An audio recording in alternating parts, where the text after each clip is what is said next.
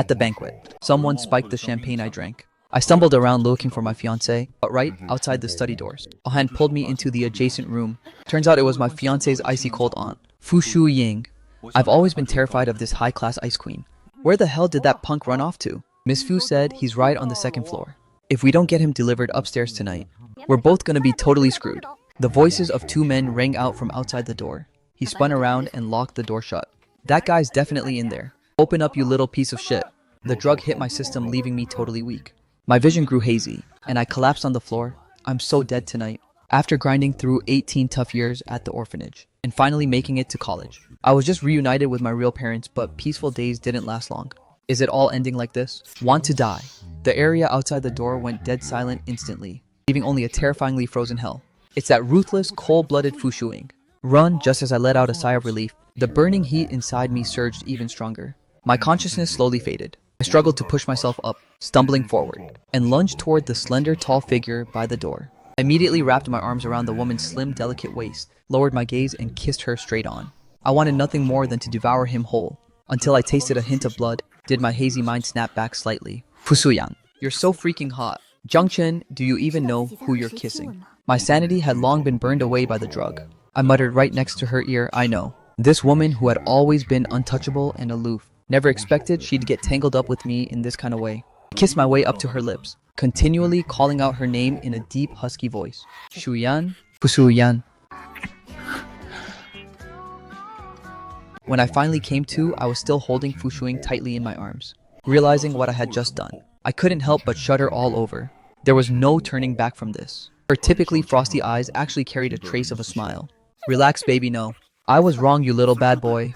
After wiping the slate clean, you want to turn around and pretend nothing happened. He pressed his index finger against my lips, signaling me to stay quiet.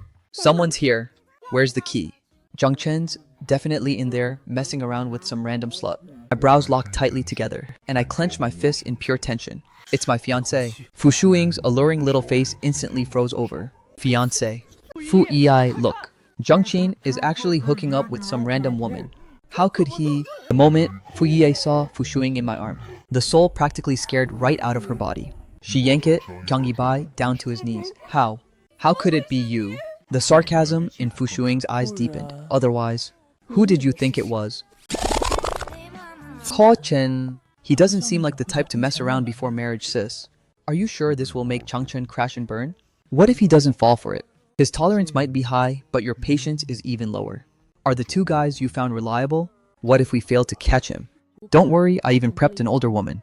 Even if those two screw up, I've got a backup plan. Once he does something scandalous, I'll bring people over to catch them in the act. Let everyone see what kind of scumbag he really is. Sis, you promised to marry me. You're not gonna ditch me just because I'm not a real Chung family heir, right? How could I? You're so capable. How could I ever let anyone else take advantage of you? Thinking about my current predicament, even someone as traditionally calm as him showed a flicker of panic. He turned around and bolted out, scouring the main building for my presence. When we first met, beneath the pear blossom trees, every beautiful word in this world wasn't enough to describe Chen. Fu Shuing didn't know how long she stared, until her assistant came to urge her, and she finally turned back to the study to handle work. To think that Chen was actually her unlucky niece's fiancé. The hand holding her fountain pen suddenly tightened. Fu Yi, does he even deserve him? An absurd thought grew wildly at the bottom of her heart. That person entering into an alliance with Chen through marriage. Why couldn't it be me? Fu Shuing searched the main building for a long time, finally spotting me on the second floor hallway leaning against the wall and struggling to move forward. Seeing that I was about to walk past, she immediately opened the door and dragged me into the room. Sure enough, he was drugged. That trash Fu Yi. She's really not worthy of being part of the Fu family. At this moment, Fu Yi and Kyung Yi-bai were still kneeling on the ground. Fu Yi was shaking all over, but thinking about how the surveillance footage had already been wiped by him, she secretly breathed a sigh of relief. Kyung Yi-bai, on the other hand, stared dead at me. The guests at the doorway had originally come to watch a good show, but seeing that the main character was actually Fu Shuing, their faces turned pale with fright one by one. Elder Fu rushed over, leaning heavily on his walking stick. When he clearly saw the scene inside the room, his usually steady eyes also flashed with a hint of shock.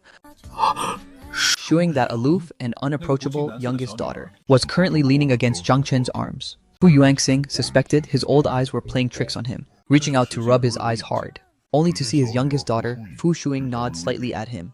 Dad. Fu Yuanxing felt a complex mix of emotions for a moment, not knowing how to react. There was the joy that his daughter had finally figured things out, along with the awkwardness of him touching his granddaughter's fiancé, not to mention being caught by so many guests. Yang's parents hurried over upon hearing the news, thinking their son had really gotten involved with some random woman, ready to publicly beat the living daylights out of this bastard first. But after clearly seeing the woman's face, both of their complexions turned pale. Deep down, however, a wave of wild joy washed over them. Yang's father looked with a complicated expression at Zhang Chun and the Fu Shuing in his arms. Eldest Miss Fu. Fu Shuing originally didn't want to bother, but considering he was my father, she faintly let out a Hearing Fu Shuing's response, Hong's father wore a look of utter astonishment.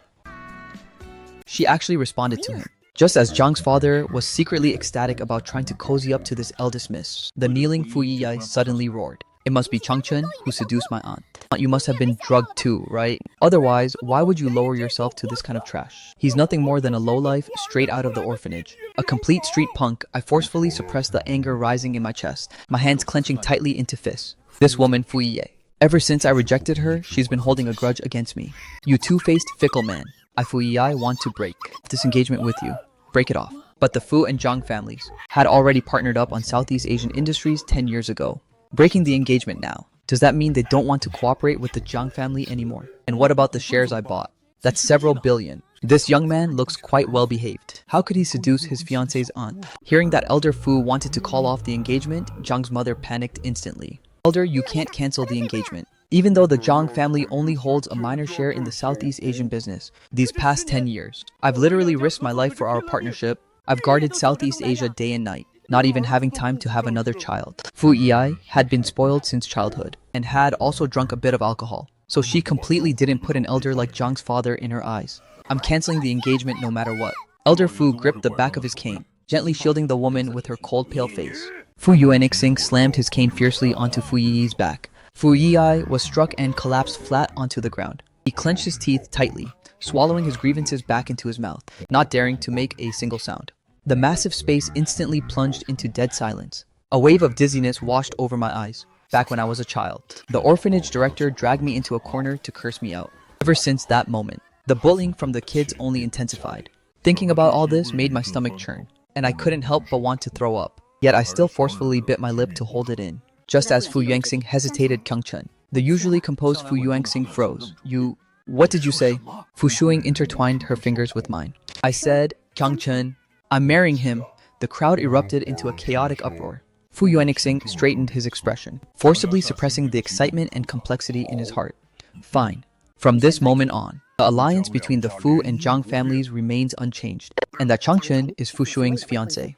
Upon saying these words, Yang's father immediately lit up with joy, hastily bowing and scraping before Elder Fu. Good, good, good. This is amazing. I thought my son was about to be abandoned by the Fu family and was already plotting who to send in as a replacement.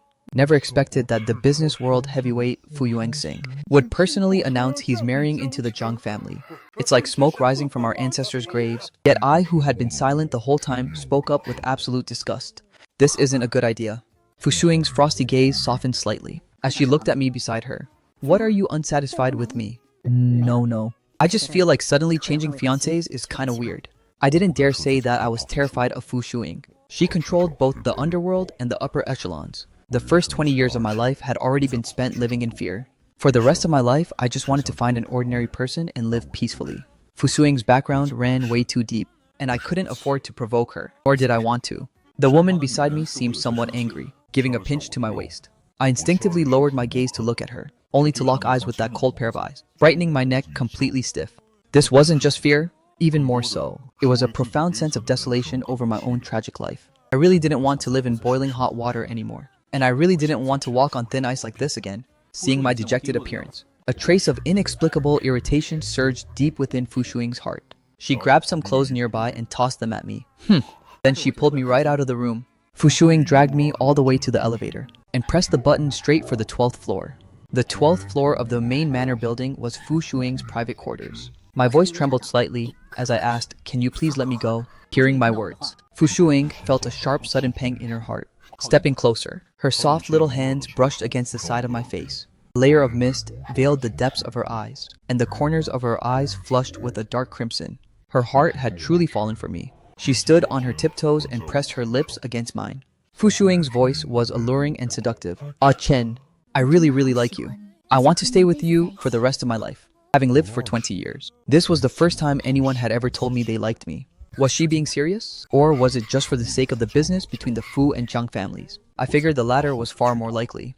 They always say you shouldn't believe what people say when they're caught up in emotion, right? My eyes turned dim and cloudy. Suddenly, from God knows where, a burst of courage welled up inside me. I lowered my head and bit down hard on her smooth shoulder.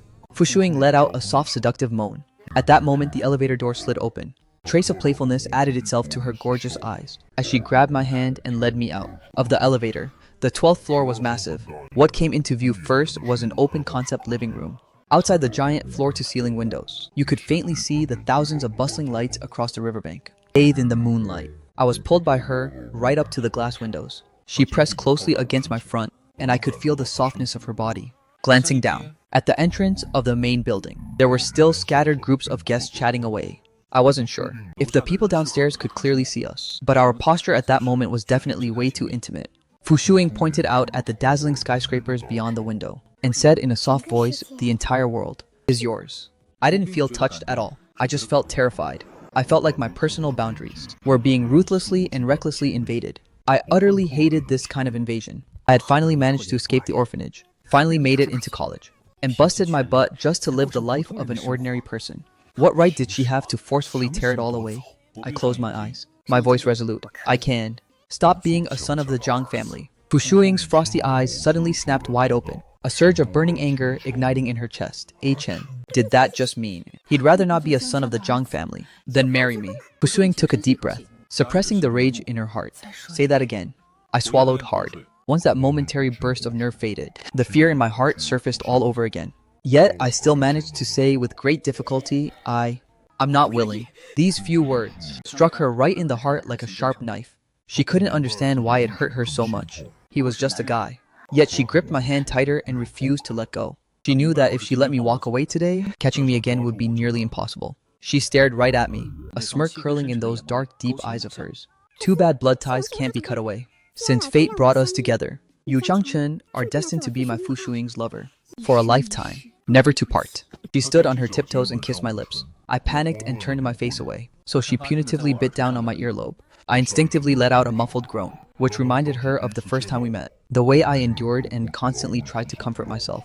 The smile at the corner of her lips grew even deeper as she reached out, grabbed my face, and kissed me deeply on the lips. My life seemed to start going wrong the moment I was born.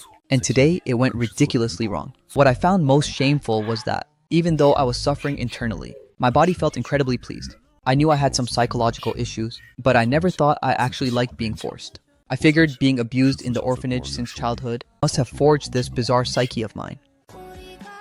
At this moment, I was lying on the bed, while the sound of Fu Shuing showering echoed from the bathroom. I pictured what she looked like, standing under the shower head, and the tips of my ears grew somewhat hot. I felt like something was wrong with me. I actually still craved her. No way. She's Fu Shuing. Fu Shuing, who dominates both the underworld and the upper echelons. If I get entangled with her, my life is bound to be full of dramatic chaos. The peaceful life I fought so hard to get, I refused to let her shatter it. I picked up the clothes scattered on the floor and quickly put them back on. I stepped barefoot across the chilly marble floor and headed toward the elevator. Just as I pressed the button, Fu Shuing's alluring voice came from behind. "Where are you going? After such a great workout. Aren't you tired?" Goosebumps instantly exploded all over my skin, and I stood frozen in front of the elevator door, not daring to move. Her footsteps drew closer from behind. She wrapped her arms around my waist from behind, resting her head gently against my back. A faint shower gel fragrance drifted into my nose. It smelled amazing, making me tremble all over. She turned me around to face her. Looking at my desperately enduring eyes, it made her want to kiss me even more. Water droplets fell from her long hair. I stared at her breathtakingly gorgeous face and couldn't help swallowing hard. My mind flooded again with those indescribable images from earlier, causing a suspicious flush to creep up my face. She curved her lips into a smile and leaned in, reaching out to gently wrap her arm around mine. "What are you up to again?" A faint playful smirk curved the corner of her lips. "What do you think?" With that, she pulled me into the bathroom. The bathroom was hazy with mist. She laid a bath towel out on the edge of the marble counter and motioned for me to sit down. My brows furrowed slightly, guarded eyes in my gaze. "Don't try anything funny." I raised my hand to lightly press against her shoulder, pushing her away slightly. I had already noticed a bullet wound, leaving a scar right below her collarbone. This woman had been through life and death. She wasn't ordinary. The wariness in my heart deepened, and I didn't dare move around blindly anymore, seeing me lost in thought. She reached out and gently touched my waistline. I sucked in a slight breath, lowering my gaze to stare at her, unconsciously turning my eyes away. She raised her hand, her fingertips pressing right against my chin, lifting it up slightly, and tilted her head to examine me. With a chuckle, she murmured, "Sure enough. You get nervous so easily." Her gaze lowered slightly, carrying a playful ambiguity as she looked back up. "Want to help me wash up?"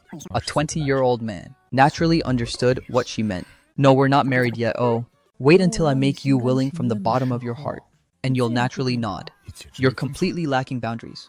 Didn't the outside world say Fu Shuing was cold and emotionless? How could she be so flirtatious? My gaze blanked out for a brief second, finding those scenes genuinely awkward. My voice dropped lower, yet remained steady. I said, "I don't want to."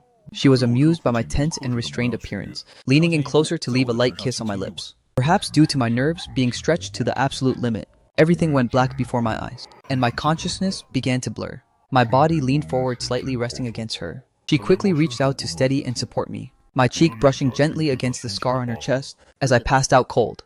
She looked down at me, leaning in close to my face, looking so delicate, and then planted a scorching kiss right between my brows. Staring at my sleeping face, her eyes were filled with absolute doting and affection. She carefully supported me, meticulously washing me down.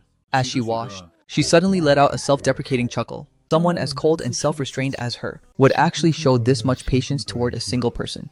The thought deep down in her heart of wanting to spend her whole life with A-Chen grew even stronger. No matter whether A-Chen was willing or not, she was dead set on having him. Even if her methods had to be harsh, and even if she had to bear infamy, it didn't matter.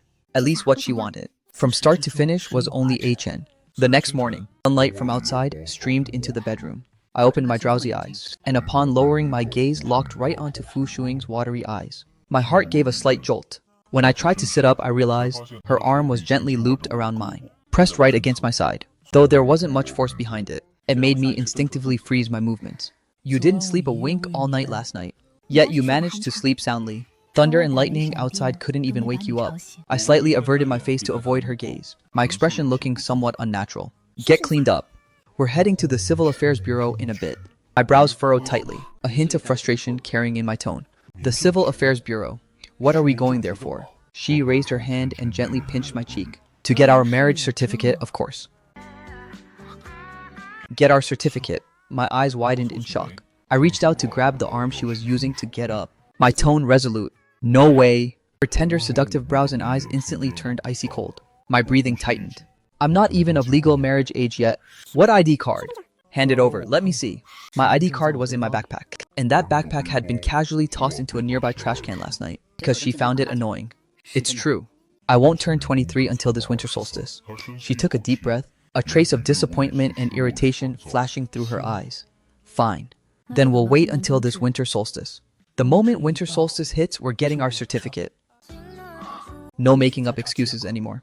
I guiltily nodded my head, lowering my gaze to dodge her eyes, while quietly plotting away in my mind. It's only September right now, meaning there are still 3 months until the winter solstice. They say a person's passion never lasts more than 3 months. Perhaps after 3 months, she'll get tired of playing around and won't want to marry me anymore.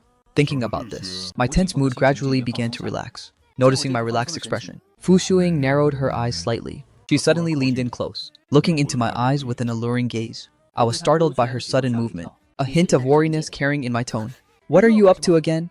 "Whatever happened to that aloof ice queen?" Her tone carried a trace of playfulness. "You're not plotting some shady scheme again, are you?" Caught red-handed by her sharp insight, my tone turned somewhat anxious. "As if I would..." She let out a huff, her tone carrying a hint of dangerous flavor. "You're overthinking it. Ko Shen, you are seriously terrible at lying." My expression looked somewhat unnatural, as I slightly turned my head to avoid her gaze. Suddenly, a shriek rang out from the doorway. "Ah, you guys are actually Fu Yi." Standing right beside her was a twisted-looking Kongibai. The two of them stood there dumbfounded, rubbing their eyes hard, as if refusing to believe the reality right in front of them. Fu Yi felt her temples throbbing violently. My ruthless, untouchable aunt from the underworld and upper echelons had actually brought H.N. up to the 12th floor and let him sleep in her bed. And what about all those clothes scattered across the living room floor? Was nobody actually drugging Aunt last night? Was Aunt actually willing to be with H.N.? No way, absolutely impossible. Someone must have drugged Aunt, and they must have used something hardcore too. The more Kang Yibai thought about it, the angrier he got. How could Changchun possibly hook up with Fu Shuing? Now my entire plan has completely fallen through, and my status in the Zhang family is on even shakier ground. Kang Yibai mustered up his courage and marched right up to Fu Shuing's bedside. Having been caught in such an intimate posture, I wore an expression of sheer awkwardness. Sitting upright on the edge of the bed, Kang Yibai forced himself to butter up and suck up to Fu Shuing. Aunt, if you like someone, look at me instead. I'm way more capable than Changchun. Fu Shuing's expression turned icy cold, and the temperature around her plummeted instantly. She turned sideways and pulled a handgun right out of the bedside table, aiming the muzzle straight at Kang Yibai, with a calm, flat tone. Get the hell out. Kang Yibai was scared shitless. When had he ever seen this kind of terrifying setup in broad daylight? His legs turned to jelly with fright, and he collapsed flat onto the floor. Fu Shuing cocked the gun, and I was terrified too, shivering all over and turning my face away, not daring to watch. Noticing the movement from me, she glanced over at me once, then looked back at the woman standing frozen by the door. Are you going to take your trash and get out of here, or what? Fu Yiyai snapped back to her senses instantly, hurrying forward to grab Kang Yibai's hand, and dragged his body away as she bolted out.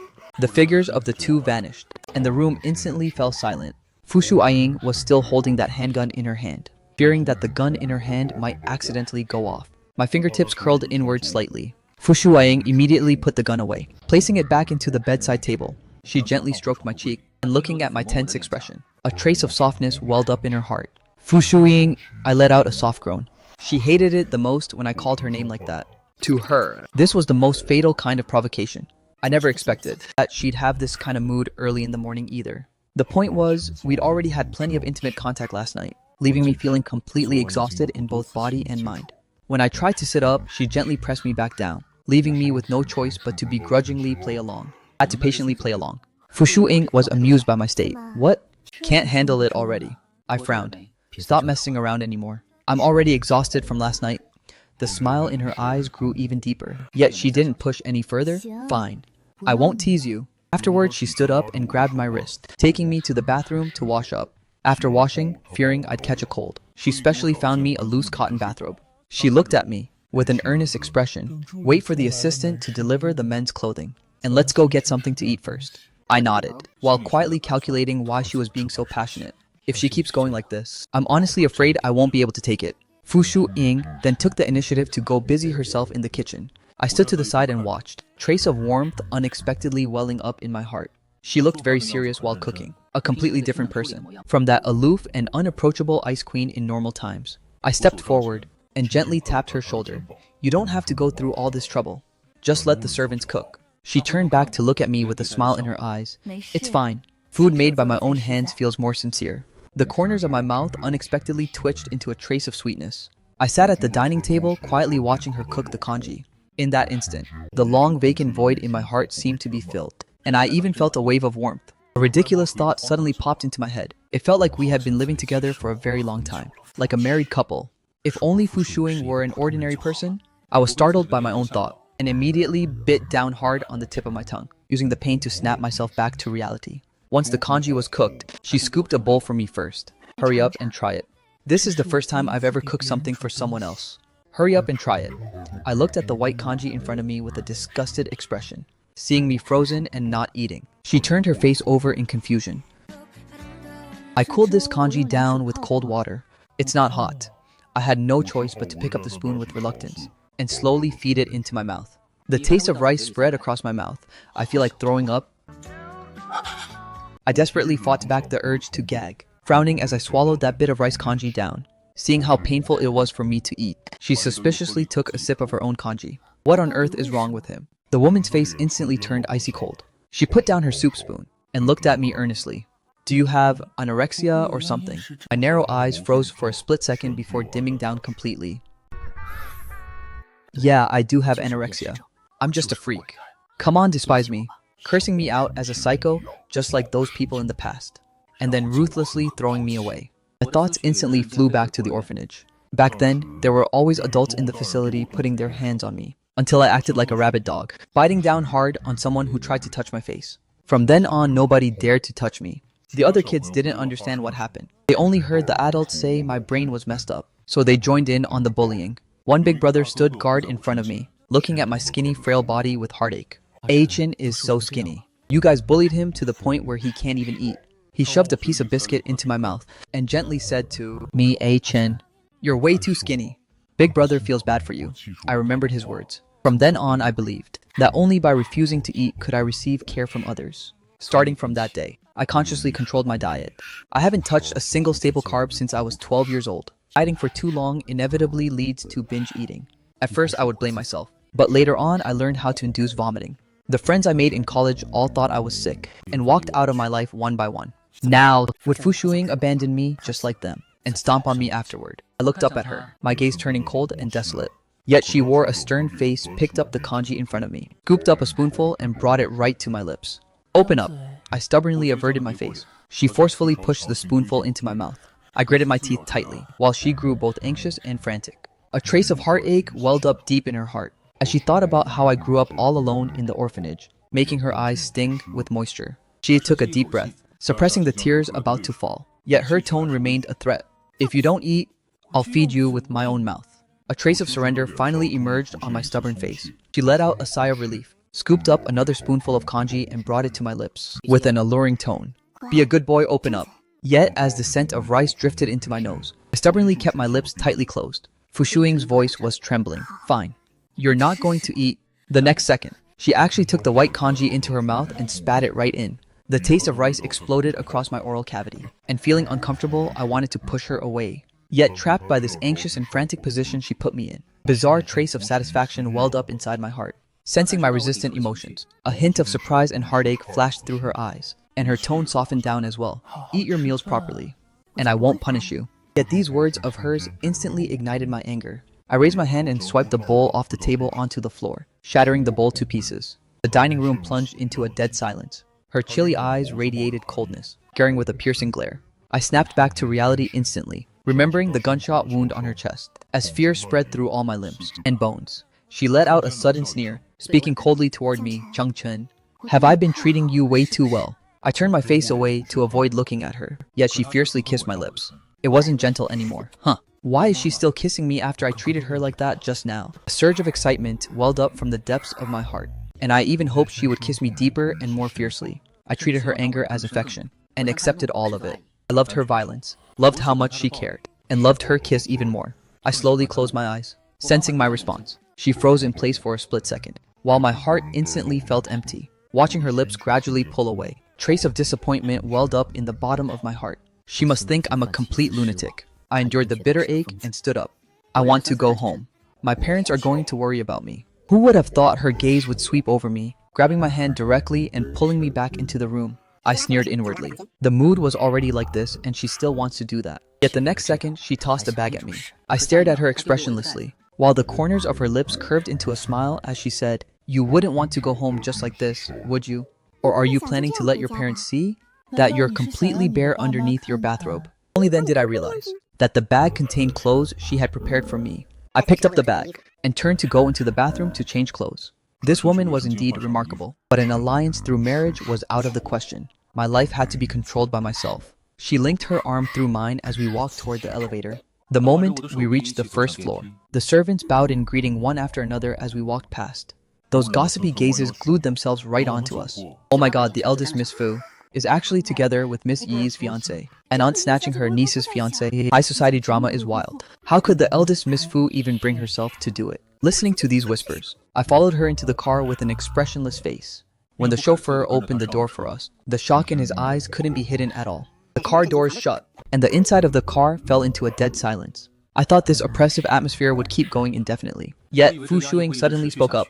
"Even though we can only get our certificate on the winter solstice, even though we could only get our marriage license on the winter solstice, we can hold an engagement banquet in advance. He wants to announce to the entire world that I am his Fu Shuing's man." I quickly shook my head. "Let's not do that, please." Her eyes narrowed slightly, and she turned sideways to look at me. "Zhang Qin is the only thing you know how to do besides rejecting me." Seeing her get angry, I hurriedly explained I'm still in school. "If my classmates find out I'm married to you, I'll practically be treated like a national treasure." I blurted out, "You're just way too high profile, and I don't like drawing attention." This remark clearly pleased her, as a trace of a smile actually curved the corners of her lips. The moment the car came to a smooth stop, I got out and walked away without looking back, terrified that she might suddenly call out to me. Yet the second I stepped into the lobby, Kang Yi-bai's voice smashed right over, crawling into the fiancé's aunt's bed. And now you finally know how to come back. He looked me up and down. What? Did Fu Shuing toss you aside the moment she finished using you? I just wanted to hurry upstairs to do my homework, and didn't want to get tangled up with him. Who would have thought that the moment I bypassed him, Kang Yi-bai would grab me right by the collar from behind. You even dared to ride back in Fu Shuing's car. You did that just to show off on purpose, didn't you? I turned around and swiped his hand away with a wave of my arm. He pointed right at my nose in absolute disbelief. You dare hit me? I was practically filled with a million question marks. Right at that moment, Mom and Dad came walking down from the second floor. Dad, Mom, Kang Yi-bai cried out.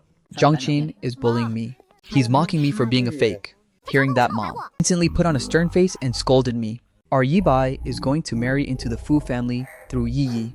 Hurry up and apologize to him right now. I won't apologize for something I didn't do. With that, I turned around to walk away. Yet from behind came the furious roar of my dad. Is that any way to talk to your parents? You haven't even married Fu Shuiying yet, and you're already acting this arrogant. Came to a halt, looking at him with utter disgust. A father like this, I don't want.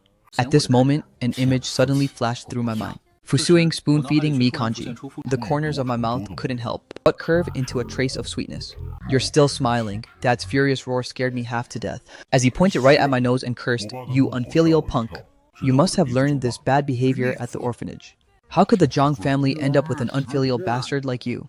The word orphanage made my face turn pale as a sheet in an instant, yet refusing to admit defeat. I defiantly met his gaze head on. I'm Fu Shuing's fiancé now. What good will offending me do for you? Dad was dumbfounded. You little brat, I'm your father. I let out a soft chuckle, as if saying, so what? Furious, he directly grabbed the golf club off the coffee table and charged right at me in huge strides. Just as the club was about to come crashing down onto my head. Stop right there. Dad angrily roared, which blind idiot is daring to stop me? Yet the moment he clearly saw who had arrived, his face turned pale with terror, his hand loosening as the golf club dropped straight to the floor. Her icy eyes stared dead at my dad. Zhang is my fiancé. If you dare lay a finger on my Fu Shuing's man, Dad's legs turned to jelly on the spot, and he shook his head repeatedly. I wouldn't dare. As he spoke, he actually turned to me for help. Chen, Dad loves you the most. Hurry up and explain things to the eldest Miss Foots. I let out a cold snort, ignoring him completely as I headed straight upstairs. Who would have thought Fu Shuiying would reveal a trace of a creepy, subtle smile? Golf clubs should be used on the people who actually deserve it. With that, she turned around and followed me upstairs. The next second, the miserable screams of my younger brother Zhang Yi-bai echoed from downstairs. Meanwhile, I had already returned to my room, opening my computer to look at my most dreaded subject, advanced mathematics. Just as I was scrawling away in agony on my draft paper, totally failing to notice a figure materialize behind me. A hand suddenly brushed against the back of my neck, brightening my neck into a stiff freeze. I was so startled, my neck shrank back. I whipped my head back around, jumping up in an instant. Fu Shuiying, why haven't you left yet? The woman directly slammed my laptop shut, curling the corners of her lips into a smile as she looked at me. I miss you. Don't you miss me? My pupils suddenly dilated, and the roots of my ears instantly turned blazing red. Have you no shame? Seeing me react like this, she instead curved her red lips into a soft smile. Her soft little hand brushed against the back of my neck, sending a wave of tingling sensation straight up to the crown of my head. I instinctively turned my head to glance at the floor-to-ceiling window by the desk. My heart tightened fiercely. There were actually figures moving around in the window directly across. Panicked instantly, looking at her with a voice that sounded somewhat unnatural. There are people across the way, and my parents are still downstairs. Yet she leaned in close to me, her sultry breath blowing right onto my face, carrying a lingering, alluring vibe. Changchen, say you love me, and don't piss me off. Hurry up. I paused for a moment, bowed my head, and softly murmured into her ear, I love you. The woman's gaze gradually grew hazy. Chen, say my name. My heart tightened, and I pressed my lips together in silence. Fu Shuiying. The next second, she completely lost control, forcefully kissing my lips. She asked in a soft, passion-filled voice, Chen, do you actually like it when I treat you like this? The tips of my ears burned hot, and I immediately denied it. No way. Don't talk nonsense. Yet a soft chuckle reached my ears, as she slowly spat out 3 words, little pervert. The blood rushing through my entire body instantly surged to the top of my head, my ears growing startlingly hot, while the corners of my lips couldn't help but flash a trace of secret delight. Meanwhile, outside the door, Chang Yibai's face was already livid. It had been a full 2 hours, consumed by raging fury. The thought of his own fiancée made him feel so choked up he nearly coughed up blood. He pulled out his phone and directly sent a message to that hot-bodied dance major. Babe, come over to my house tonight. I'll leave the door open for you. Inside the room, I suddenly remembered my homework wasn't finished yet, which needed to be handed in before class tomorrow. I hurriedly sat down in front of the desk. Fu Shuing couldn't help letting out a soft chuckle. She sat down right beside me, picked up that stack of crumpled draft paper, and started fanning me with it. Her voice was seductive as she murmured, "Ah Chen, have you grown even a little bit fond of me?" I just lifted the corners of my mouth and kept quiet. Yet my silence seemed to completely piss her off. "Say it, do you like me or not?" The smile at the corners of my mouth grew deeper and deeper as I reached out and gently stroked her face. Looks like she'd lost control again. Sure enough, her chest heaved violently, and the next second, her eyes turned red, her voice trembling as she spoke. "Say you like me." She practically roared those words out. "Why won't you say it? Say it." I couldn't help reaching out to gently stroke that scar, calling out a single name with deep emotion, Shuiying. Fu Shuiying. Her reddened eyes gradually returned to normal. It was as if she were terrified of something, taking a deep breath, with a completely shifted expression. "I'm sorry. I was too intense just now. Did I scare you?" I opened my eyes and smiled at her, shaking my head. "It's okay." Right after I reached out to cup her cheeks, actively pressing my lips against hers, for a solid 3 seconds, until I said I needed to hurry up and finish my homework. She reluctantly pulled away from me, yet she wasn't about to behave herself at all. While I was writing away, she kept reaching out to pinch my cheeks. When I ignored her, she couldn't help leaning over to plant a kiss on my cheek. Finally, I shot her an impatient look, resembling a flustered rabbit with its fur standing on end. Her heart softened instantly, and she actually leaned right back in again. Yet she unexpectedly leaned in close again, gently kissing me on the cheek again, and resting her chin on my shoulder. "What kind of math problem took you this long?" She guided my hand lightly sketching on the draft paper. "Watch closely, finish writing, and then we'll rest." I have to admit, Fu Shuing is seriously amazing. Through her explanation, I quickly grasped the problem I'd been struggling with forever. The moment I submitted my answer, and before I even had time to shut down the computer, she snapped the laptop shut with a loud clack. "Hey, eldest miss, that's really bad for the computer." She just hooked my chin instead, teasing me with her tone. "You're practically about to marry me, and you're worried about a single computer," I sneered inwardly.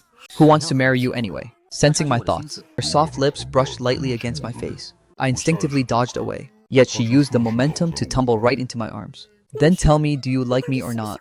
I turned my head away and didn't answer her question. Yet her volume suddenly spiked. "Hurry up and answer. Are you going to say it or not?" I was utterly speechless. "Come on, eldest miss. We only met yesterday who..." Knowing she actually got mad. "Kong Chen, we met 2 months ago. In the manners study?" The study my memory was instantly yanked back 2 months.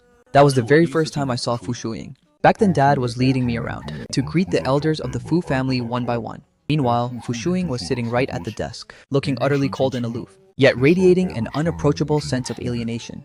Dad didn't dare bring me anywhere near her, and directly made me go find my fiancée Fu Yi. As a result, the second I reached the doorway of Fu Yi's room, I saw her and Hyung Yi-bai going at it in a fierce session. I quietly ran off to hide in the garden, thinking it didn't matter as long as I could live a stable life. Marrying anyone was fine. Anything was better than being in the orphanage. I had zero right to be picky. Yet just half an hour later, Dad suddenly called me up, his voice trembling with excitement. Turns out that after finishing her work, Fu Shuiying had stood by the window and actually smiled. Dad thought this was a once-in-a-lifetime golden opportunity and rushed me to go upstairs immediately. My heart skipped a terrible beat.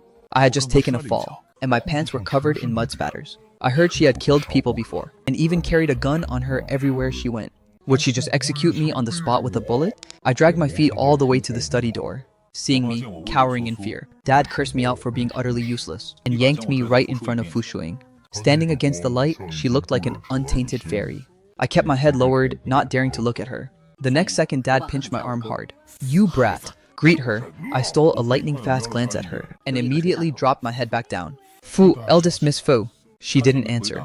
The dead silence made every hair on my body stand on end. I regretted running over to see her without changing my clothes, completely failing to notice the corners of her mouth curving upward. In the end, Dad had to force a smiling face and drag me out of the study. Soaked in cold sweat, I asked Dad with lingering fear, "Did I just offend the eldest Miss Fu though?" Yet Dad let out a sigh. "If she didn't tell you to get lost, that means she's accepted you. From now on, you better serve as the Fu family's son-in-law with all your heart." Hearing those words, I finally let out a breath of relief. That was my entire first impression of her, full of terror and utter embarrassment. Yet never in my wildest dreams did I imagine that 2 months later, I'd actually be preparing to marry this woman.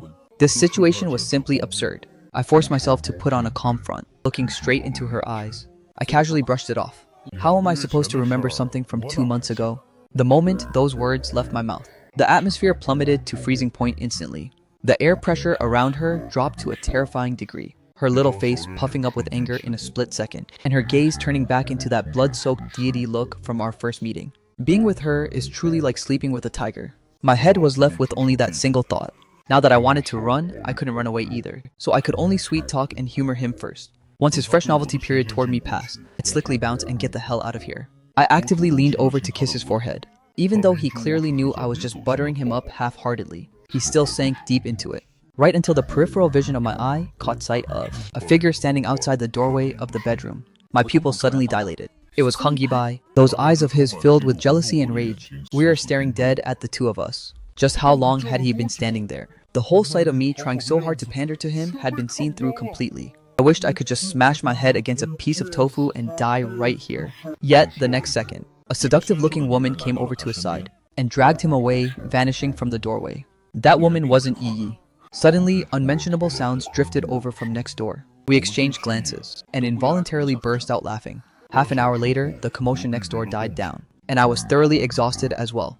Toward this kind of clinging, Chanrin behavior of his, a bizarre sense of satisfaction actually welled up inside my heart. Yet I snapped back to reality fiercely. He'd get tired of playing around before long, and I needed to accelerate that process. What women get tired of the fastest is a man who tries overly hard to please them.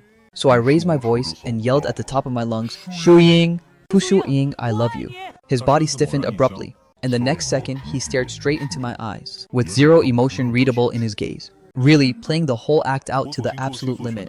Smiled and nodded. His entire body softened up completely, and his voice carried a sincerity like never before. "Ah Chen, I love you too.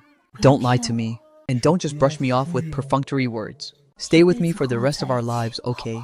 I spaced out for a brief moment, only treating it as a temporary rush of emotions on his part. So I went along with him and nodded. "For the rest of my life, I'll only love you and no one else." He pressed even closer against me, and just like that, I fell asleep holding him in my arms. The next morning, the moment the alarm went off, I immediately sat up. I had a class at 10:10 a.m., and I couldn't be late. Fu Shu Ying was still sleeping soundly. That usually cold and aloof little face of hers now looked exceptionally gentle, the corners of her lips curving into a faint smile. She looked gentle, nothing like her usual icy and unapproachable self. I quickly changed my clothes, slung my canvas bag over my shoulder, and took one final glance at her. A barely perceptible trace of reluctance flashed across the bottom of my heart, which I quickly and forcefully suppressed. I turned around and strode away. She treated me very well, but I had my own path to walk, and didn't want to be tied down by anyone. Meanwhile, the sunlight grew brighter and brighter, shining so intensely that Fu Shuing slowly opened her eyes. She instinctively reached out to feel around, only to find the space beside her completely empty. Her heart experienced a sharp hollow drop, and an unspeakable sense of loss surged upward. Over all these years, Fu Shuing had always used an icy exterior to mask her inner self, but in reality, she was more starved for affection than anyone else. It wasn't until my "I love you" from last night that allowed her frozen heart to genuinely feel what it meant to be filled. She got up and walked into the bathroom. Sitting on the vanity was a brand new set of toothbrushes. Her gaze landed on a light pink toothbrush featuring a cute little bunny pattern. Trace of a subtle faint smile swept across the depths of her eyes. She knew this was specially prepared for her by me. She picked up that toothbrush, squeezed toothpaste onto it, and picked up the matching bunny rinse cup to fetch some water. Her fingertips gently brushed across the rim of the cup, her heartbeat inexplicably speeding up a few beats. She closed her eyes, flashes of last night's scenes racing through her mind, making her emotions heave slightly. She kissed the brush, and after, simply straightening herself up mentally, she thoroughly rinsed the towel and hung it back in its original spot. He gently shook his head, smiling with self-derision. To think that I would ever become this unlike myself, all because of a man. Only then did he suddenly remember that yesterday he had originally come over to take A-Chen to pick out rings, only to run into Changfu holding a golf club and trying to lay hands on him. At that moment he was truly furious. Yet thinking about how A-Chen grew up all alone in an orphanage and desperately craved family affection, he forcibly suppressed his anger until he heard me say I loved him with my own mouth last night. He suddenly longed to have a home with me, a home that belonged exclusively to the two of us. He changed his mind and decided not to go to the company. He wanted to find me first, buy the rings, and put them on my hands before he could feel at ease. Yet the moment he stepped downstairs, he saw my parents right by the stairwell, standing there respectfully, like a pair of doormen. their faces plastered with ingratiating smiles. Eldest Miss Fu, we've prepared breakfast for you. A wave of disgust washed over him. But for my sake, he picked up a sandwich and walked straight out. Behind him, my parents actually bowed deeply toward his back. Have a safe trip, eldest Miss Fu. Please come back again. Outside the door, the chauffeur had already prepared brand new clothes, waiting quietly at the entrance. Triple your salary. The chauffeur instantly lit up with excitement. Thank you so much, eldest Miss Fu. Her very next sentence, however, was telling the chauffeur to drive straight to my school. Morning meant physical education class, and I had been assigned into basic basketball. What made it even more lethal was that the PE teacher insisted on dragging me over to practice lifts together for the class's collective performance. The person I was most familiar with was our class's league secretary Shou Shanshan. She needed to leverage herself up by stepping on my knee while I supported her arm, so she could steadily land on the elevated platform beside me. Because the two of us always acted like unfeeling robots. The teacher flew into a rage on the spot. He interrupted the rehearsal and made us stand face to face. You two are going to stare into each other's eyes like this for 3 minutes to build up your chemistry first. The surrounding students instantly burst into boisterous laughter. When Zhu Shanshan and I locked eyes, we both cracked up, laughing on the spot. The teacher was beyond furious, and the more we tried to hold it in, the funnier it became. Yet never in our wildest dreams did we imagine that right outside the rehearsal room building, a Rolls Royce was parked quietly. Fu Shuing in the back seat was staring dead at me. She watched with her own eyes as I helped another girl with a lifting routine, and then watched as that girl and I smiled at each other. At that moment, she trembled all over with pure rage, her cold and aloof face chilling to the point of dripping water. Just as I was laughing happily, I suddenly sensed an icy gaze. I whipped my head up to look in that direction, and the exact second our eyes met, the smile on my face froze completely. Fu Su-ing, she was actually in the car. The next second, I watched with my own eyes as she pulled out a gun, the pitch-black muzzle, pointing directly at Chu Shanshan beside me. My brain let out a loud buzz, and instinctively, I blocked the front of Zhou Shanshan's body, meeting her warning gaze head-on. Yet she merely sneered. Was she sticking up for another woman in front of me? Without time to overthink, I strode over quickly, yanked the car door open, and climbed right inside. That gun was still pointed outward. With a trembling voice, I pleaded, "Don't put the gun down." She showed zero reaction, just staring dead at me. My hands were shaking violently as I carefully reached out to support her wrist, trying to pull the gun down, carrying both flattery and entreaty. I softly called out, "Babe." Yet she gently pressed the barrel of the gun against my chin, her tone freezing cold. "You still have the nerve to call me babe?" The chilly sensation pricked against my skin, frightening my breathing into a tremble. Fu Shuing, I was wrong. I was genuinely wrong. Calm down first. Heaven knows what I even did wrong. Yet right now, I had to pacify him first. Who would have thought he would fly into a complete rage? My fiancé walking this close to another woman. How do you expect me to calm down? He tossed the gun aside and straddled right onto my lap, his movements carrying an aggressive fury. I panicked. Not right here. There are classmates of mine all outside the car. Please, I just want to study properly, graduate in peace, and live a quiet life. Yet Fu Shuing's appearance had completely shattered all my peace. I felt as though my dignity was being ruthlessly crushed to pieces. She leaned in slowly toward me, and with a hoarse voice, I pleaded, "Fu Shuing, let me go. I don't want to marry you." Her voice trembled coldly. "Say that again." I mustered every ounce of my strength and shouted out word by word, "I want to call off the engagement. This isn't love. It's bondage, a suffocating form of torture."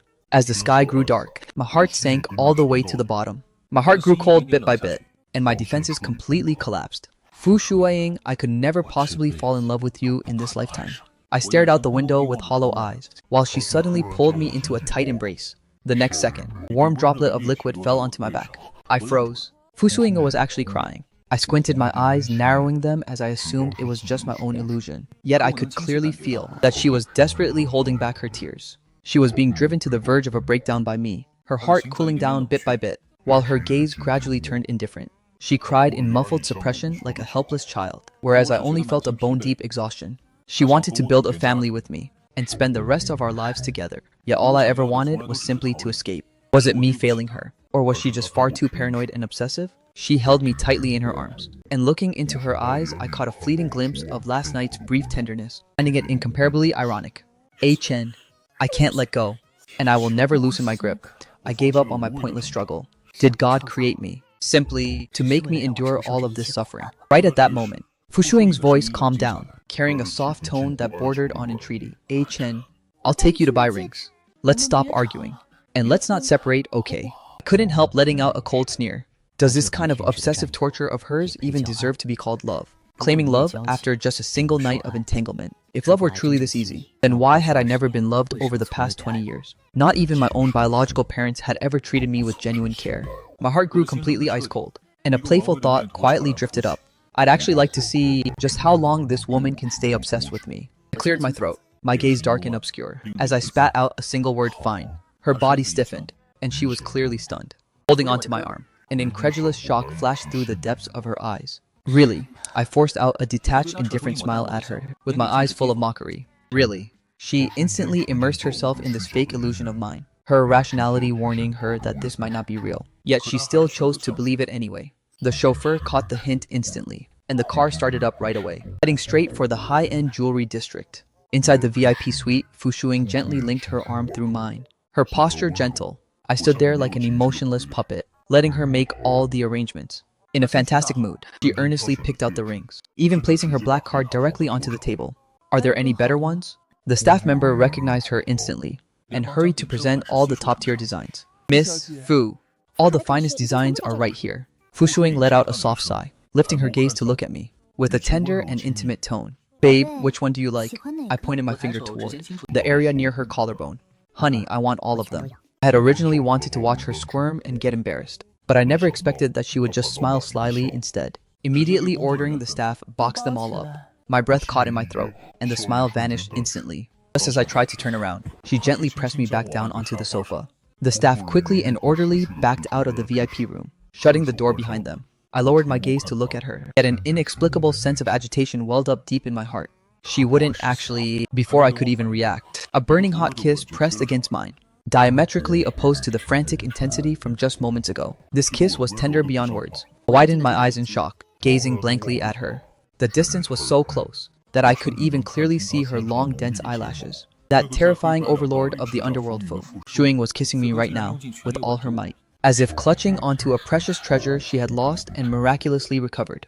Her gaze gradually grew hazy, carrying a stifled sob that bordered on fragility, as she softly murmured my childhood nickname, A Chen. Let's never separate for the rest of our lives. Okay, right after that, flashes of that girl from the stage raced through her mind. A clean and refreshing girl, roughly around A Chen's age. The two of them, standing side by side, really did look like a great match. At that single thought, a wave of deep-seated insecurity abruptly welled up in her heart. If A Chen didn't like her, could it be because she felt older than him? The more she thought about it, the more bitter and sour she felt, though a second later, she found it ridiculous. Here she was, an untouchable flower on a high peak worshipped by masses. Yet she was actually feeling insecure over a man. How utterly absurd. Sensing her pause, I inadvertently opened my eyes, and lowering my gaze to look, I ran right into her reddened eyes. My brows furrowed slightly. Was this woman about to lose control of her emotions again? Taking advantage of the moment, she was dazed. I stood up straight from the sofa. She merely raised her eyelashes to gaze quietly at me, saying absolutely nothing. Feeling somewhat uneasy inside, I hurriedly straightened my messy hair, not daring to look her straight in the eye. Scrambling for an excuse, I said, I have to head back to school. We have evening self-study, and they deduct credits if you miss attendance. Fu Shuing's lips curved into a faint, shallow smile. She stood up and grabbed my wrist, and the two of them walked one after the other toward the VIP room exit. The staff member pushed the door open. Eldest Miss Fu, the rings you requested have all been packed up, and someone will deliver them back shortly. Fu Shuing let out an acknowledgement, then looked down at my hand, instantly instructing the staff pick one out for him to wear right now. An entire row of men's diamond rings was displayed before our eyes, the designs grand and bold but far too eye-catching. I swept a quick glance across the board. These rings were all way too flashy. Wearing them to school would definitely make me the center of attention. I definitely didn't want that. I searched carefully through the various designs and finally spotted a pair of plain silver band rings for men. The design was simple, low-key, and restrained, completely suitable for daily wear. The corners of my mouth twitched slightly with amusement, and I pointed toward that set. Fu Shuing had already guessed I would choose a plain design, just not that it would be low-key to this extreme. Still, since I liked it, she didn't say much else. After all, she never cared for flashy things anyway. Seeing that, Fu Shuing had no objections, the staff member promptly retrieved those two plain silver bands. She picked up one of them and gently slid it onto my ring finger, making my fingers look slender and clean. She couldn't help lightly tracing the back of my hand. His gaze softened a bit, carrying a hint of imperceptible anticipation, as he looked at the other ring left in the box, and calmly said, "Put it on for me." Even after rushing back to school for evening self-study, I didn't push back any further. Picking up the silver band and slowly sliding it onto her finger, I lowered my gaze to look at her, a slight stirring rippling through the bottom of my heart, though I forcefully suppressed it almost immediately. I wanted to live the life of a normal person, and I absolutely refused to be bound by fate. I admit that Fu Shuang was dazzling, and it wasn't like I felt zero attraction, but I knew very well that a fleeting crush and one's future were two different things. Once the rings were on, and I let out a sigh of relief, as if finishing up a chore. I raised my eyes to look at her. I'm heading off to class. Bye. Having said that, I turned around to leave. Who would have thought she would step forward and gently grab my wrist, walking right in front of me? I'll give you a ride. To tell the truth, I really didn't want her to drop me off. No matter how low-key her car's exterior looked, anyone with an eye for luxury could instantly tell it was worth a fortune. Yet that morning, some classmates had already seen me get into her car with their own eyes. So even if I wanted to hide it, I couldn't. Resigned, I followed behind her, my brain spinning rapidly, to figure out how to brush off those gossipy classmates later. The second I got into the car, I instinctively scooted toward the car door, deliberately keeping my distance from her. Yet, she refused to have it that way, closing in on me the very next second, with her thigh lightly brushing against mine. I inwardly cursed in my head, yet I didn't dare provoke her. If her mood flared up over this, my evening self-study was definitely going down the drain. Finally arriving at the entrance of the teaching building, I was practically dying to get out of the car, only for my arm to be grabbed by her again. Remember to miss me while you're at school, and don't get too close to other girls. I'll get jealous. My heart skipped a beat, and I couldn't help frowning internally. She liked to keep me on such a tight leash. Still, I obediently nodded my head. Only then did she finally let go of me. Looking at her like this, I only felt deeply uncomfortable. This woman was simply way too good at acting. Forced out a perfunctory smile. Well, I'm off to evening self-study. Bye-bye, she gave a faint acknowledgement, her eyes hiding a trace of reluctance to part. I bolted out of the car in a flash, charging into the teaching building without looking back. Before entering the classroom, I hurriedly buttoned up my shirt tightly, for fear that my classmates might spot the faint marks left on my neck. Afraid of drawing attention, I hunched over and sneaked in through the back door, carefully taking a seat in the very last row. Shu Shanshan had been waiting for me all along, and seeing me walk in, she immediately pulled out her phone to help me complete the attendance check-in. I only let out a breath of relief after seeing the check-in succeeded. Yet, right at that moment, two classmates in the front row suddenly spun around. A guy and a girl staring at me with gossipy eyes. The guy asked with a face full of excitement, "Zhang Chun, whose car did you get into this morning? Are you secretly dating someone?" My expression turned pale in an instant, my fingers gripping my phone tightly. I kept my head down, unwilling to respond to this gossip. That girl who used to chase after me wore a look of utter disdain, letting out a sarcastic, passive-aggressive sneer. Always acting all pure and aloof at school, like you're too good for everyone. Turns out, you just hadn't met someone willing to splash cash on you yet. She pressed on with her line of mockery, driving such an expensive car. The other person must be pretty old, right? I whipped my head up to glare coldly at that girl. She wasn't scared in the least, maintaining the exact same provocative look. The classroom was dead silent. My departure in that luxury car earlier that morning had long since spread like wildfire, and quite a few classmates turned around completely just to stare at me. I said not a single word, silently pulling out my laptop and starting to study on my own accord. Having grown up in an orphanage, I had heard far worse insults than that, so this little bit of mockery couldn't hurt me at all. I completely ignored them, while the complexion of Chang Chun grew increasingly ugly. "How much for a night, Chang Chun? I'll book you." The few girls nearby immediately lowered their heads and snickered.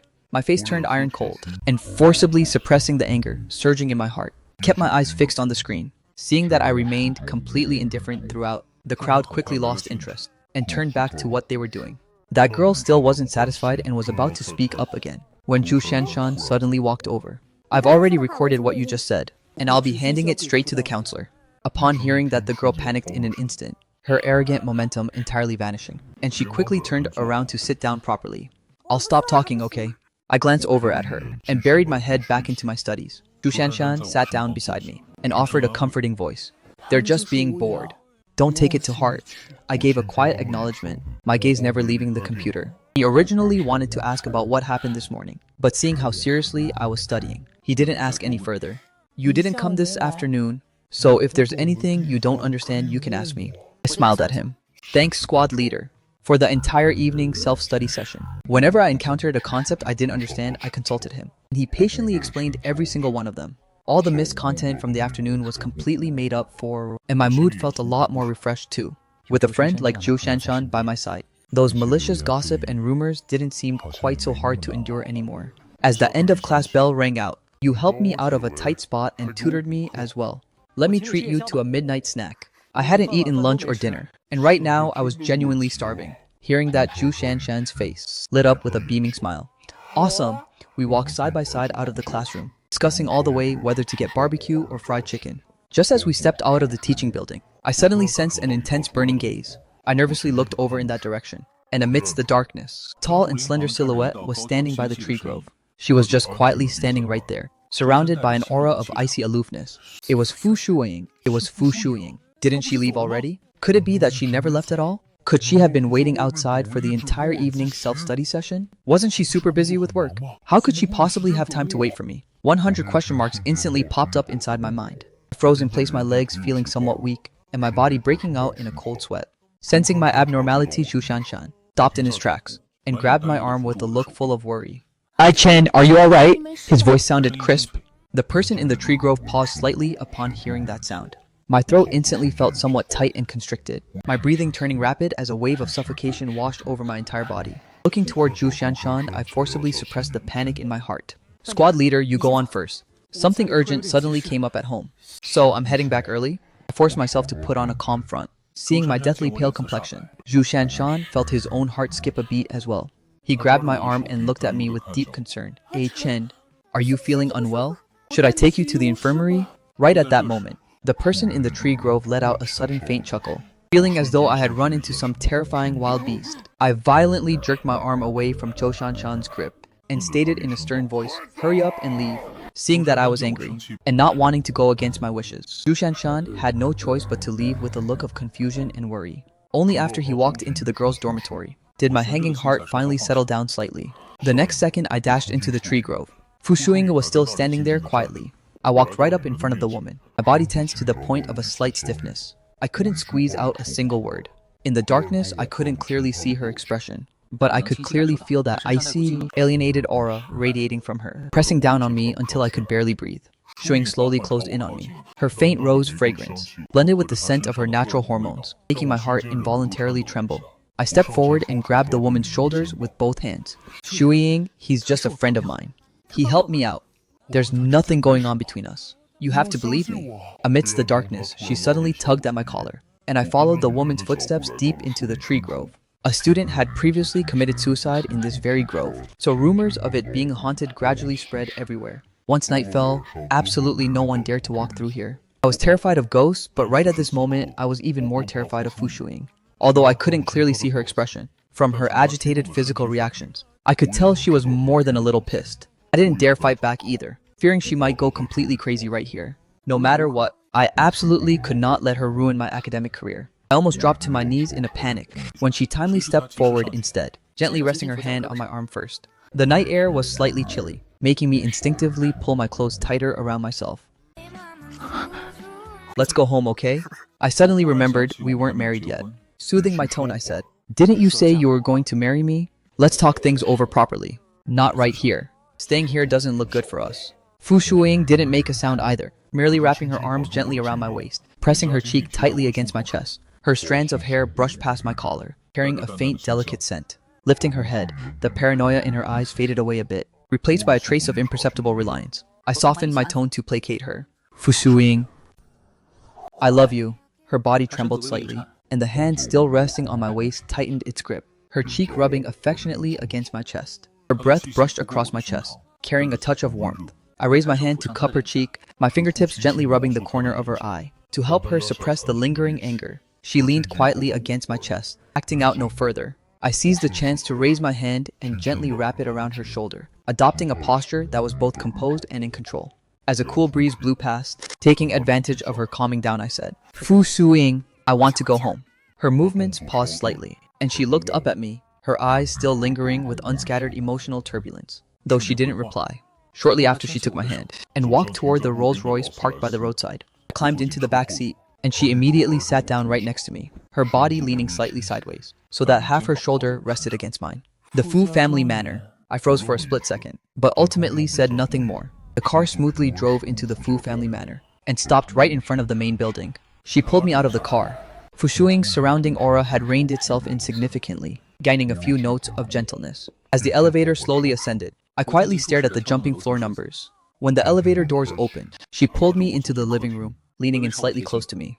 looking at the gentleness and paranoia intertwined in her eyes. I opened my mouth in a low voice. Fu Shuing, I was genuinely wrong. Spare me this time. Okay. Yet, Fu Shuing's fingertips gently traced across my waistline, her voice carrying a seductive edge. Wrong where? I shouldn't have gotten too close to other girls, even though she's just a normal friend. A suffocating wave of tangled emotions slowly welled up, yet deep in my heart, a bizarre sense of excitement inexplicably surged. Sensing this abnormal reaction, I abruptly pulled my focus back together and bit down hard on the tip of my tongue. The sharp pain instantly dragged my rationality back. Fu Shuing looked at me with full eyes of tenderness, only to run into my eyes filled with restraint. With the corners of my lips still stained with a trace of blood, she froze in an instant, panic and helplessness flashing across the depths of her eyes, completely unable to maintain her usual calmness. Opening her mouth, she cried, "Why are you bleeding?" I was wrong. Please don't scare me. I forcibly suppressed the surging stray thoughts in my heart, staring straight at her quietly, in an attempt to find the trace of pretense. Yet what came into view was only genuine worry. Unwilling to openly accept this care and concern, I tightly pressed my lips together. Fu Shuing felt a wave of stuffiness in her chest, and out of sheer helplessness, she gently pressed her fingertips against my lips and teeth. I instinctively bit down, yet she didn't dodge away, just carefully examining the tip of my tongue. Luckily, it was only a minor break in the skin, and nothing serious. Looking at the residual blood on the corner of my lips, a heavy wave of remorse and heartache welled up in her heart, her fingertips gently brushing across the side of my face. I clearly shouldn't excessively blame him, yet the moment I thought of Chen earlier today, chatting side by side with that woman, I simply couldn't control myself at all. Father said love is tolerance, forbearance, grace, and forgiveness. Yet only now did I thoroughly understand that true affection has never been able to remain calm and restrained. Love is inherently narrow-minded, making people lose control and go crazy, breeding a desperate desire for exclusive possession. After a long while, she slowly loosened her grip on me, turned around, and walked toward the bathroom. Cold shower water cascaded down, trying to pacify her churning state of mind. I straightened my posture and sat back against the sofa, my gaze staring blankly into the empty air like this. The sound of water in the bathroom continued, and she stayed inside for a long time without coming out. My stomach gave painful cramps from hunger. I had originally hoped to have a good meal tonight, to relax a bit. Yet ever since meeting Fu Shuing, my heart could never settle down again. I walked into the kitchen and opened the refrigerator, which was packed with fresh ingredients. I pulled out a small head of bok choy from the crisper, tore it into smaller pieces and tossed them into a pot. After stir-frying it, I took out a bowl and chopsticks, holding the small pot and eating while looking down. Being far too hungry, I was immersed in the soothing feeling of filling my stomach, completely failing to notice someone approaching from behind. Eating just this little, I was startled, the bowl and chopsticks in my hand dropping sharply to the floor. The white porcelain shattered, fragments scattering everywhere. A shard of porcelain grazed my ankle, and tiny beads of blood slowly seeped out. Fu Shuing's eyes instantly filled with worry. She immediately spoke up, "Don't move. Watch out for the porcelain pieces. Let me handle it." She walked in slowly, carefully avoiding the broken ceramic shards on the floor, and coming right to my side. "I just haven't eaten all day, and wanted to make something to eat myself, that's all." She stood right in front of me, her eyes mixed with worry and anger, as her gaze slowly dropped downward, to land on the tiny wound on my ankle. The cut wasn't deep, yet it was still slowly oozing blood. She turned around to retrieve a medical kit, came over and sat down beside me. Lifting her hand gently, she stretched out my injured foot and attentively cleaned the wound for me. Having just finished a shower, she was surrounded by a gentle and elegant bath fragrance. My gaze inadvertently collided with hers, and the atmosphere took on a subtle hint of ambiguity. After thorough disinfection, the wound stopped bleeding. She carefully applied a bandage for me, before pulling back her hands, standing up and walking toward the open concept kitchen. I leaned quietly against the sofa, a faint trace of disappointment washing over the bottom of my heart. I had originally thought that when she came out of the shower, she would make some other move, only for her to head straight to the refrigerator instead. She took out the fresh minced meat prepared in advance by the housekeeper, along with some freshly sliced green peppers. Igniting the fire and heating up the oil, the aroma of meat instantly diffused all around, hooking and stirring up anyone's appetite. I quietly watched his composed and collected figure in front of the stove as a trace of warmth slowly rose from the bottom of my heart. He picked up a pair of chopsticks and walked over to me carrying a bowl of steaming hot noodles. My cooking skills aren't bad. Have a taste. I was originally in a low mood and had no appetite at all, so I spoke up to decline. "I don't really feel like eating right now." His tone was resolute and allowed no room for refusal. "Eat at least a little bit." He sat down right beside me, picked up a mouthful of noodles with his chopsticks and brought it to my lips. Having endured days of mental clutter and failing to eat properly all this time, after hesitating for a moment, I still opened my mouth and slowly ate it. Under his quiet gaze, he patiently accompanied me, feeding me piece by piece slowly. The atmosphere was both quiet and subtle. Before I knew it, the entire bowl of noodles had been completely finished. Seeing that I had finally eaten a proper meal, a faint sense of relief flickered across the depths of his eyes. After filling my stomach, the whole body's tightly wound tension slowly relaxed, while an inexplicable restlessness welled up in my heart. As the night grew deep, my gaze unconsciously fell upon him. Sensing my approach, he abruptly lifted his gaze. Our two lines of sight violently collided, his moisture-laden eyes narrowing slightly. With a touch of probing in their depths, I instantly snapped back to my senses, my tone calm and clear. It's getting very late, and I still have classes tomorrow, so I'm heading home first. He stared straight at me. When I brought you to the 12th floor, I never intended to let you go back. A trace of bewilderment surfaced in my eyes, and fear slowly began creeping up my heart. What do you mean? From now on, you live right here? No way. I shook my head frantically, seeing this resistant reaction of mine. The anger he had only just managed to suppress surged right back up, staring at me without blinking. I let out an involuntary sigh of helplessness. He looked up at me, calling out, "Hey Chen." My heart skipped a beat, and I slowly looked over at him, my tone carrying a hint of helplessness. Don't look at me with that distant and aloof expression. In his mind, scenes from earlier that evening instantly flashed past. Chen and Zhu Shan laughing and chatting side by side, easily and comfortably discussing midnight snacks. Why was it that when it came to him, there was only rejection and cold indifference left? Hurry up. Pressured by his overwhelming emotions, he leaned down and gently caressed the woman's delicate little face. Her emotions completely spiraled out of control, even though I had explained countless times that Zhu Shanshan and I were just ordinary friends, with zero extra involvement. Fu Shuing stubbornly refused to believe it. Powerless to argue any further, I could only silently endure this tense standoff. Early on the morning of the first, I walked into the bathroom. My chest felt stuffy and unbearably heavy, and my entire body was exhausted to the absolute limit. I washed my face repeatedly, trying to wash away the lingering irritation and fatigue. Right at that moment, Fu Shuing slowly walked up behind me, standing quietly at the doorway. Her paranoid possessiveness still hadn't dissipated at all. Days of suspicion, jealousy, and insecurity kept her emotions completely incapable of calming down. Looking at her figure reflected in the mirror, I was filled with utter helplessness. Clearly, this conflict had already drained them both, yet she still stubbornly clung to trapping each other. This prolonged mental tug-of-war had exhausted every ounce of my strength. I let out a long sigh and collapsed back onto the bed, ultimately falling into a heavy sleep. When I opened my eyes again, it was already late into the night. A fierce wave of hunger swept across my entire body. I gently brushed her hand aside, got up barefoot, and walked toward the walk-in closet. As my gaze swept over the wardrobe, right next to the originally neatly arranged women's dresses, an entire half wardrobe of brand new men's clothing had been added. Every style and size was exceptionally well fitted. Inside the jewelry cabinet were also displayed many exquisite and valuable men's accessories. In an instant, I understood completely. She had already made up her mind long ago to imprison me in this realm and tightly cage me by her side. Yet at this moment, a fierce hunger overwhelmed all other thoughts, and I casually threw on a loose parrot-bright shirt, choking as I walked into the kitchen and yanking open the refrigerator door. The moment I saw the various foods inside, the appetite that had been suppressed for so long completely exploded, sitting right there on the floor and wolfing food down. Long-term emotional internal friction, and I could only rely on filling my stomach to patch up the emptiness and desolation within my heart. Packaging bags were scattered all over the floor, and I immersed myself in binge eating, trying in vain to ease the scars and loneliness in my heart. On the other side, Fu Shuing was startled awake from a deep sleep. She had experienced a terrible nightmare, in which she dreamed of me taking off that couple's ring and violently casting it away, turning around and walking away resolutely, without ever looking back. Panic instantly seized her state of mind, and upon opening her eyes to find the space beside her completely empty, her heart plummeted in an instant. She immediately got up to search for me. Under the dim lighting, she saw me sitting alone on the cold floorboards, surrounded by food crumbs scattered everywhere. With my mouth stuffed full of pastries, I looked both disheveled and desolate. Her footsteps paused, and looking at the wide-open refrigerator and the messy floor, her heart suffered a sudden sharp pang. Chen, how could you eat so much all at once? Right at that moment, I violently locked eyes with her, my heart experiencing a sudden jolt. She quietly watched me, then looked back at the packaging bags scattered all over the floor and the open refrigerator. Chen, why did you eat so much? You're never like this. It's none of your business. She stepped forward, her voice rising sharply by a few notches. How can it be none of my business? If you eat this much all at once, even I won't be able to handle it. I ignored her words, forcibly suppressing the panic and shame deep in my heart.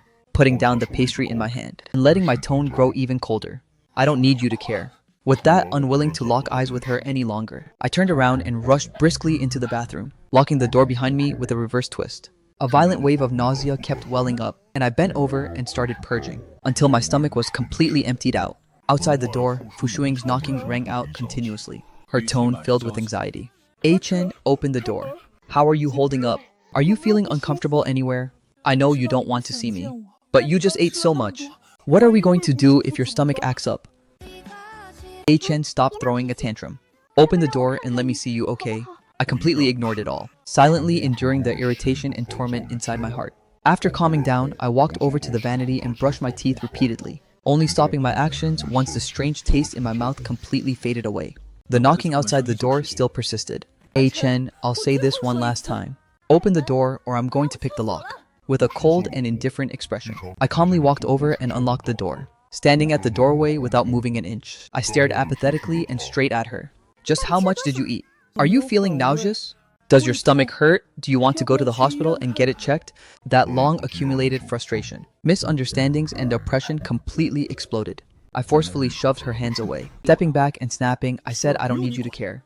Can you please stop being so overbearing? Startled by my sudden attitude, her posture froze, and the rims of her eyes grew slightly red. Yet she still forcefully suppressed the sourness in her throat. I'm not being overbearing. I'm just worried about you. A-Chen, what on earth is wrong? Is it because I did something wrong somewhere? Just tell me and I'll change it. You can't change it. My tone grew irritable, full of sarcasm. Can you change the paranoia deep in your bones? Can you change your indiscriminate suspicions?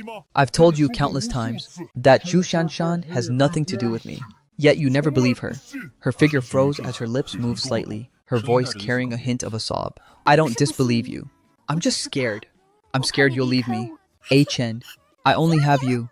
You only have yourself. My emotions grew increasingly agitated. You cage me right here, treating me like your private property. You've never once asked if I was willing. I just wanted to treat you well. I wanted to give you the absolute best of everything. I thought that way, and you wouldn't leave me anymore. She looked bewildered and heartbroken, completely failing to understand the reason behind my sudden breakdown. Yet, as I looked at the genuine sincerity in her eyes, the anger in my heart got mixed with a trace of an indescribable irritation. With empty eyes, I apathetically and calmly pushed her hand away. Noting her desolate affection and indifferent tone, I said, "Stop following me." With that, I turned sideways to bypass her and walked unhesitatingly toward the elevator. As the elevator doors slowly opened, a sudden shock came from behind. Fu Suing ran over and hugged me. "Can you please not leave?" I maintained a detached silence, remaining speechless for a long time. She spoke up once more, "Can't you just stay and have a proper conversation with me?" My tone lacked a single shred of warmth. "Fu Suing, there's no need for this." The woman's chest tightened abruptly. After the two of them fell silent for a long time, Fu Suing's voice was filled with exhaustion. "Be a good boy and wait here for me for a moment. Don't go anywhere." I stood in place without moving an inch. A short while later, she walked over carrying a loose white bathrobe, raising her hand to help unbutton my shirt. I looked at her coldly, the corners of my lips curling into an indifferent sneer. Her motion of unbuttoning my shirt abruptly froze.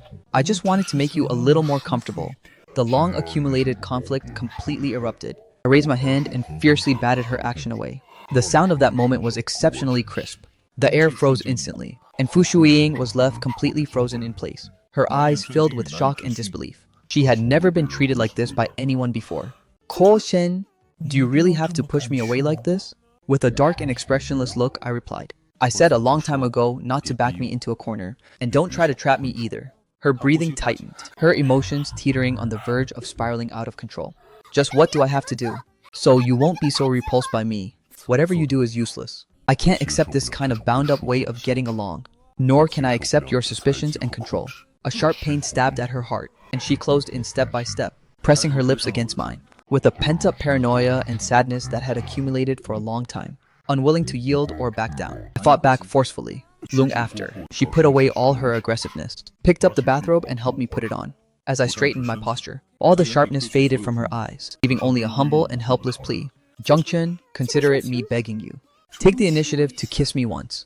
Okay, I froze for a moment, and unwilling to escalate the conflict any further, I raised my hand to gently wrap it around her slender waist, giving a light fleeting peck at the corner of her lips. A faint tenderness surfaced in her eyes, intermingled with an unmelting sorrow. "Jungchen, try to let go of your prejudices. and slowly start liking me. Won't you? My heart sank abruptly. The vast disparity, the long-standing estrangement, and the oppressive dynamics of our relationship were all reminding me that we simply weren't a match. I avoided her gaze and made up a bland excuse: I'm not feeling well and want to get some sleep. With that, I turned around and went back into the bedroom. To my surprise, she didn't insist on entangling with me further. She turned off the glaring overhead main light, leaving only a soft bedside nightlight, leaned down to gently tousle my hair, and left a soft goodnight kiss on my forehead, before quietly turning around and walking out of the bedroom. The room instantly grew quiet, while an inexplicable sense of emptiness welled up deep in my heart. Yet, I quickly pulled myself together, suppressing this emotion that shouldn't have been there. She and I were never people from the same world, and her temporary favoritism wouldn't last forever after all. Once the novelty faded away, everything would return to square one. With a heavy head, I quickly drifted into a deep sleep. The next morning, my phone alarm woke me up. There was an extra person in my arms, and the corners of my lips curved up without the slightest surprise. Fu Shu Ying, get up. I still have to go to school. I remembered last night's stomach discomfort, and how she silently fed me medicine, and patiently helped soothe my stomach. When a person is vulnerable in both body and mind, they always instinctively crave and cling to tenderness. Right then, she slowly opened her eyes and blended her tone with a morning greeting. A Chen. Without a trace, I pushed away her arm, sat upright, and got out of bed. She naturally got up as well, her tone serious yet carrying obvious worry. Ko Shen, eat properly from now on, and stop recklessly torturing your body, okay? I froze in place without giving a response, turning around and heading to the bathroom to wash up. My fingertips rubbed against the towel, my emotions tangled and complex. Fu Shuing's outstanding appearance destined her to be dazzling and extraordinary. By contrast, my background was full of hardship. Having grown up in an orphanage since I was little, my so-called wealthy biological parents had never once bestowed even a shred of warmth upon me. I never held any expectations for such fake and icy familial affection, nor did I ever dare to be certain just how long Fu Shuing's intense favoritism could last. The orphanage teacher used to say that love is the most insecure thing of all, and I had always kept that firmly in mind, striving to remain sober and restrained, never craving emotional warmth. I constantly denied my care and concern for her. As long as I didn't lose my heart, I wouldn't be tied down. After washing up, the two of us prepared to head out together. Just as I was about to head straight for the elevator, she turned around and walked into the kitchen, looking over at me with concern, planning to head out on an empty stomach again. That was when I remembered breakfast, my expression growing slightly stiff. As I explained, I ate too much last night, so I don't have an appetite right now. She didn't reply, instead of lifting the lid of the rice cooker. The aroma of warm century egg and lean pork congee drifted out. She scooped out a small half bowl and handed it to me, her tone calm yet allowing no room for refusal. Eat at least a little bit. Looking at the congee in the bowl, my heart felt an instinctive resistance, seeing right through my thoughts. Her gaze instantly grew a cold.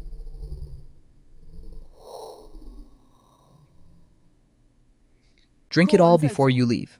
Your health is more important than anything else. I had no way to refuse, so I picked up the congee and finished it quickly. She immediately handed over warm water and stomach-soothing capsules. Take your medicine. I obediently took them and swallowed them down. I'm heading out first. I'm going to be late for school. As soon as I finished speaking, I turned around to head for the elevator. Her voice carried clear displeasure. What are you running for? My footsteps halted. I'm really running late. She walked slowly toward me. You planning to walk to school? I was momentarily at a loss for words. Earlier, my only thought had been escaping this place, and I hadn't thought about transportation at all. I looked up at her. Then you drive me over. Her tone turned gentle. Kiss me once and I'll drive you over. Deal. My expression turned slightly hesitant, and I lightly brushed against the corner of her lips. Instead of letting him speak for himself, I didn't linger on it too long, leaning in moderately, to plant a brief shallow kiss. A moment later, we slowly pulled apart, an interaction both gentle and restrained. She raised her hand to meticulously help me straighten my shirt collar. Keep me good company tonight when you get back. I avoided her gaze, my expression bland and devoid of brilliance, and turned to step straight into the elevator. The elevator doors slowly closed, shutting out Fu Shuing, and the anticipation and gentleness deep within her eyes. I leaned against the cold wall of the elevator car, letting out a long breath. These days of being tugged back and forth were like an airtight net that trapped me firmly inside. I had originally thought I could live a peaceful life, only to be dragged by a drugged conspiracy into this whirlpool of entanglement with Fu Shuing. The car drove smoothly to the school gates, and I pushed the car door open, walking straight ahead, without looking back. I didn't dare look at Fu Shuing's gaze in the rearview mirror. As soon as I walked into the classroom, Zhu Shanshan walked over carrying a stack of assignment notebooks. Jiang Chen, you suddenly left yesterday. Nothing happened right. My heart tightened, and I quickly shook my head. I'm fine, just some urgent family matters. Shu Shanshan didn't ask any further, simply handing over her notes. These are yesterday's key points. You missed them, so I organized them for you. I took the note, my fingertips brushing against her warm fingers, and instinctively recoiled a bit. After the turbulence of the past few incidents, I really didn't dare get too close to any girl ever again. Right at that moment, several bodyguards in black suits marched in line. Mr. Kong Miss Fu told us to escort you all day, to ensure your safety. The gazes of the entire class instantly focused on me, some filled with curiosity, some with weariness, and others with disdain. Those whispers pierced into me like needles. I clenched my fist tightly. I don't need you guys, go back.